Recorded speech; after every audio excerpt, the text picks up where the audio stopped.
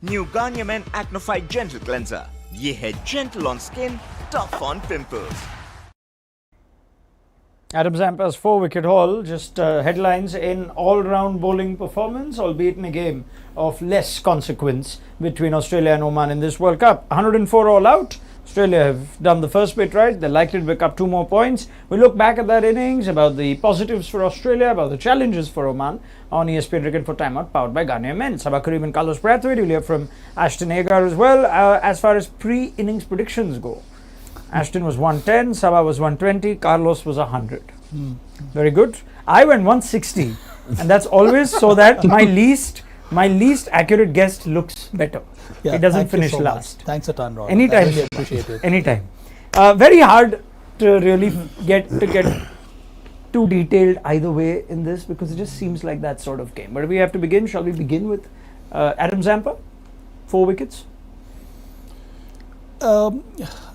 Yeah, I mean, one can say that. Yeah, we are really kind of struggling, aren't we? Yeah, you expect this from Adam Zampa, Yeah. but I think more importantly, this is the kind of performance you would want Adam Zampa to deliver against top nations. Unfortunately for Adam Zampa, that didn't happen against Sri Lanka, and we discussed that.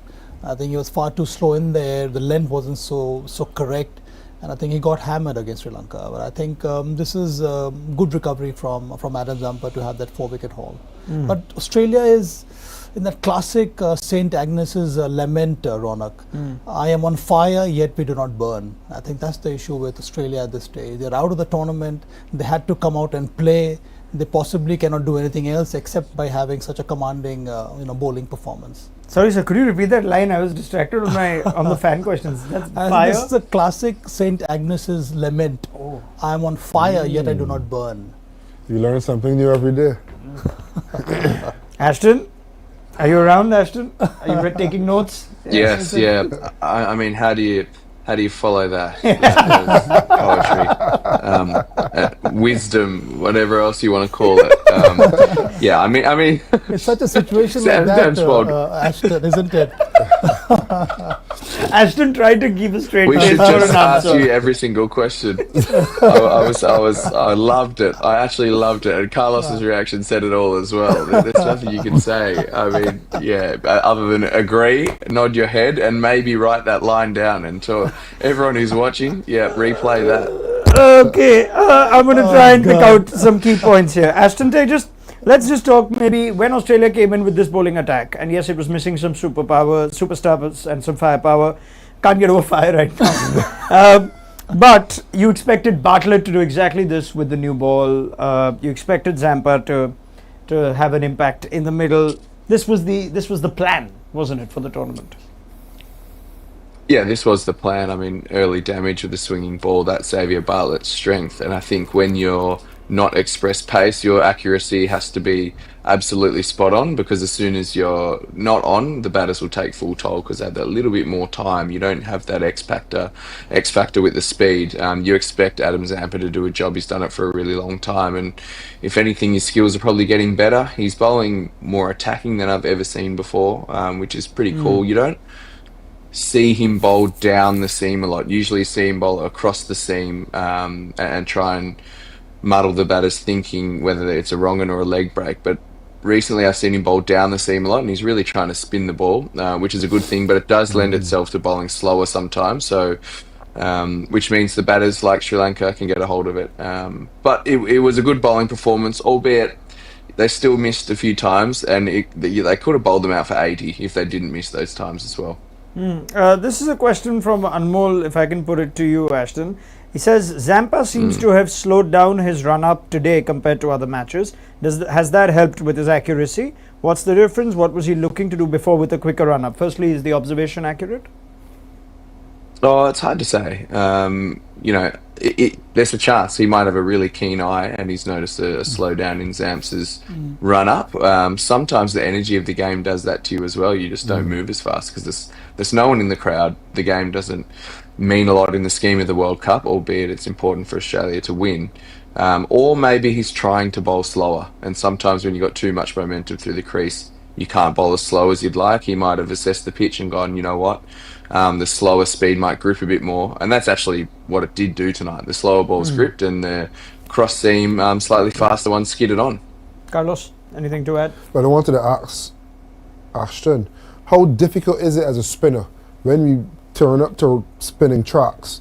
There's so much pressure on the spinner to almost get a wicket every single delivery. When you find a pitch that is that much slower than normal, how hard is it to find your pace?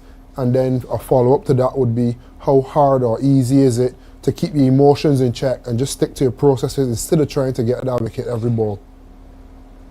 Yeah, it's a really good question. I think a lot of spinners come undone by that fact. When the wicket is spinning and there is something there for you, sometimes you try harder, and you actually, all you need to do is let the wicket go to work. Your accuracy is the key, and if there's a particular ball that's working more often than not, you just stick to that ball and sort of let the batters make the mistake, because they're the ones that are going to find it a lot more difficult. If you're a spinner and you're on a spinning wicket and you're over attacking, you're trying to look for the wickets all the time, you're bowling faster, slower, side spinners, top spinners, you're actually increasing your margin for error quite a lot, because it's hard to execute all of those different balls rather than grooving that one ball that's the most dangerous, which is usually your hard overspun stock ball that spins and bounces a bit, particularly on these types of wickets. But generally starting, you're trying to hit that length on any wicket regardless. It doesn't get hit back over your head,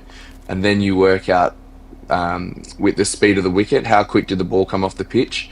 Then you work out your pace through the air from there, and once that works, that's your blueprint for the day. All right, excellent. Let's look ahead to the run chase, unless there are any further laments from Professor Sabah Karim. That should convert into good performance now. Brilliant. Enough of that. Straightforward chase over here. I mean, who knows? Without wanting to, I'm not talking about sort of their selection and their places, but if Mitch Marsh is done, this could be the last time we see him in a T20 World Cup game. Same to be said about a few others. They should ideally just knock this off, but for now, Australia just to go out and get this done as quickly as possible. Yeah, loads of freedom and just overpower the attack. I think there's hope Ashton don't mind me saying this, there's an Australian arrogance that you get accustomed to seeing and feeling, and they need that now. This is, Australians play with a lot of pride, and if it's one time you need to show that pride is right now. Yeah, well, they did that. The two batters against Sri Lanka, the way they started off. That's one thing that has done okay for them. I think that's the kind of performance you expect from Australia. I think, again, today, maybe 10 over, 11 over finish, I do expect Australia to trounce Oman. Very well. So 10, 11 overs for Sabah. I will bring in a chat on Oman, but we could probably have that once this game is done and dusted. So 10, 11 over chase. Same for you, Carlos? Yeah, maybe 12. 12 over. 20, 11, 12. Ashton? Oh, geez. See, now I can't. I was thinking 12 as well. Okay. Where do I go to from here? I'm going to have to go lower, aren't I? No, it's not an exclusive prediction. When have we ever done an exclusive prediction? But you just want to... 10 overs. 10 overs. 10 okay. Overs. 10 overs, you mean a run chase successfully in 10 overs, right? Yeah, oh, Jesus, don't start this now. Well, yes, 10 overs. Ashton, you have to come back to run a post-game show. I'm just doing, because I have so much regard for Australia. I'm just, I know you guys have a sense of humor. Today, don't worry. The day India gets knocked out, I assure you, none of us will be in the mood for a joke. All right, so I'm not going to have to say it. You're going to have 1.4 billion people telling you, so it'll be all right. Good man. Thank you, Ashton. Let's chat again at the end of this game, which promises to be a quick one. Sabah, Carlos, always a pleasure. Cheers. Let's chat after this. We'll look ahead. We'll do some chit chat on the Super 8s as well. We'll look back at the Australian bigger picture. Maybe look forward for the Australian bigger picture, and we'll just analyze Oman as well as they bow out of this tournament. Join us then on ESPN Cricket for Timeout, powered by Garnier Men.